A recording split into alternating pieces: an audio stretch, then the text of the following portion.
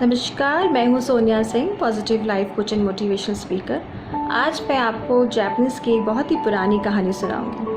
हो सकता है आप में से कई लोगों ने ये कहानी सुनी भी हो, जिसका नाम है ब्लू सॉन्ग बर्ड। जी हाँ, ब्लू सॉन्ग बर्ड का एक परिवार एक सुनहरे द्वीप में रहता था। उसमें उसके मम्मा, पापा, भाई और छोटा वाला ब्लू सॉन्ग बर्ड। जो ब्लू सॉन्ग बर्ड के परिवार में जो उसका बड़ा भाई था, वो बड़ा ही सुरीला और मधुर गाता था। तो जो भी उसका गाना सुनता तो सबको यही बोलता कि अरे वाह, तुम कितना अच्छा गाते हो, तुम इतना मधुर गाते हो, जो भी तुम गाते हो तुम्हारी आत्मा से निकलता है। तो छोटा वाला ब्लू सॉन्ग बर्ड तो सबकी बातें सुनता। तो एक दिन उसने अपनी माँ से पूछा कि माँ, मेरा वाला गाना कौन सा है और मेरा स्वर क्या है, क्योंकि जब भी मैं गाने की कोशिश करता हूँ मेरे मुँह से अच्छे स्वर निकलते ही नहीं है, मेरा गाना अच्छा निकलता ही नहीं है। क्या तुम मुझे बताओगे कि मेरा वाला गाना कौन सा है और मेरा स्वर क्या है? तो माँ उसको बोलती है, बेटा अब तुम थोड़े छोटे हो, बड़े हो जाओ तो तुम्हें तुम्हारा वाला गाना और तुम्हारे स्वर दोनों मिल जाएंगे। ब्लू सॉन्ग बर्ड को ये बात समझ तो आती है, लेकिन दिल को सुकून नहीं मिलता है। तो एक दिन वो सोचता है कि क्यों ना मैं खुद अपने गाने की तलाश में निकलूं। वो पश्चिम दिशा की ओर उड़ने लगता है। उड़ते उड़ते रास्ते में उसको बहुत दूर पहुंच जाता है। रास्ते में ठंडी, गर्मी, शीतल हवाएं, कई कई दिनों तक उसको भूखा रहना पड़ता है। कितने कितने पक्षियों से पक्षियों का उसको सामना करना पड़ता है। तो फाइनली वो एक पेंगुइन के पास पहुंचता है और पेंगुइन से पूछता है, क्या तुम मुझे बता सकते हो कि मेरा वाला गाना कौन सा है और मेरा स्वर क्या है? तो पेंगुइन बोलता है कि मुझे कैसे मालूम होगा कि तुम्हारा वाला गाना कौन सा है और तुम्हारा स्वर क्या है? हाँ, लेकिन मैं कौवे को जानता हूँ जिसके पास सारे सवालों के जवाब होते हैं। तुम उसके पास क्यों नहीं चले जाते? हो सकता है तुम्हें तुम्हारे सवालों के जवाब मिल जाए कि तुम्हारा वाला स्वर क्या है और तुम्हारा वाला गाना कौन सा है। तो वो कहता है, वो बड़ा खुश हो जाता है सुनकर ब्लू सॉन्ग बर्ड की, अरे वाह, आज तो मुझे मेरे आंसर्स मिल ही जाएंगे, जितने भी मेरे सवाल हैं सबके आज मुझे आंसर्स मिल जाएंगे। तो वो जब कौवे के पास पहुंचता है तो वो कौवे को देख कर बड़ा डर जाता है, क्योंकि कौवे के सामने वो बहुत ही छोटा सा होता है। तो वो हिम्मत करके वो पूछता, नहीं, आज तो मैं पूछूंगा ही कि मेरा वाला गाना कौन सा है और मेरे स्वर क्या हैं। तो हिम्मत करके कौवे से पूछता है कि कौवा, आप मुझे बता सकते हैं कि मेरा वाला गाना कौन सा है और मेरा स्वर क्या है? तो कौवा उसको बोलता है कि मुझे क्या मालूम तुम्हारा वाला गाना कौन सा है और तुम्हारा स्वर क्या है, ये तो तुम्हें ही मालूम होना चाहिए कि तुम्हारा वाला गाना कौन सा है और तुम्हारे स्वर क्या हैं। वो निराश होकर वापस उड़ने लगता है।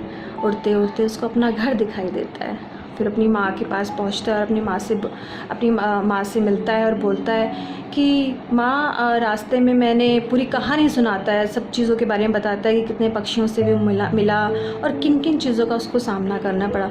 ऐसे कहते कहते उसके मुँह से मधुर और सुरीला गाना निकलने लगता है। वो इतना मधुर और सुरीला गाने लगता है कि वो बहुत ही खुश हो जाता है। तो इस कहानी से हमें जीवन में बहुत कुछ सीखने को मिलता है। जो पहली चीज़ इस कहानी से हमें सीखने को मिलती है वो ये है कि अगर आप लाइफ में कुछ नहीं करेंगे तो कुछ नहीं होगा। Everything you want is outside your comfort zone, right. आप एक टाइम पर दो जगह मौजूद नहीं हो सकते। कहीं पहुंचने के लिए आप जहां हैं वहां से निकलना बहुत ज़रूरी है। अब डिसाइड आपको करना है कि आपको अपने कंफर्ट जोन में रहना है या फिर आपको ग्रो करना है। देखिए, कंफर्ट जोन में रहने में कोई बुराई नहीं है। सेफ, साउंड, सिक्योर लाइफ होगी आपकी, लेकिन ग्रोथ नहीं होगी, नए अनुभव नहीं होंगे। अब डिसाइड आपको करना है। ये कोई हाइपोथेटिकल क्वेश्चन नहीं है। आपको कोई अपना नया बिजनेस शुरू करना है या फिर आपको किसी छोटे शहर से बड़े शहर में शिफ्ट होना है जॉब के लिए, या फिर आपको पढ़ाई के लिए विदेश जाना है, या फिर किसी बड़े कॉलेज में एडमिशन लेना है, शादी करनी है या नहीं करनी है। इसी वक्त में हम सब इन्हीं क्वेश्चंस का आंसर्स ढूंढते रहते हैं। अब डिसाइड आपको करना है कि आपको क्या करना है। देखिए, अगर आपने अब ग्रो करने का डिसाइड कर लिया है तो आपको अपना माइंडसेट भी ऐसे ही बना लेना है कि स्ट्रगल आपको चुनौती लगे और चुनौती पार करना आपको सेटिस्फैक्शन दे। देखिए, बड़ी लाजमी सी बात है, अपने कंफर्ट जोन से बाहर जाएंगे तो चीज़ें उतनी फिट नहीं आएंगी, खुद को मिसफिट महसूस करेंगे और ऐसी ही जगह पर आपका दिमाग आपसे खेल खेलना शुरू करता है। खुद को अनकंफर्टेबल महसूस करेंगे, आलस आएगा, मन करेगा कि ना सेफ साउंड की तरफ चले जाएं। दिमाग बोलेगा एक बार वापस लौटने में कोई बुराई नहीं है। देखिए, एक बार अगर आप वापस लौटें तो आप बार बार वापस लौटेंगे। इसीलिए ये आपका रास्ता है, आप इस रास्ते पर चल रहे हैं, नए अनुभव होंगे आपको, आप कुछ रास्ते आगे लेकर जाएंगे, कुछ रास्ते भटका देंगे। अगर आप भटक जाएं तो वापस आप वहीं पर आ जाएं जहां तक आप आ चुके थे। देखिए, जीवन में परेशानियां आती हैं, परेशानियों का काम है आना और हमारा काम है उनका समाधान निकालते जाना। आप जिस रास्ते पर हैं आप अकेले चल रहे हैं। अपना कंपैरिजन किसी के साथ ना करें। देखिए, कंपैरिजन करना भी मन को भटकाने जैसा ही है। आप जितना अपने मन को भटकाएंगे उतना भटकेगा। तो सब कुछ छोड़कर अपने रास्ते, अपने अगले कदम पर फोकस रखें। अब कैसे पता चलेगा कि हम जीत गए हैं, हमने जीत हासिल कर ली है?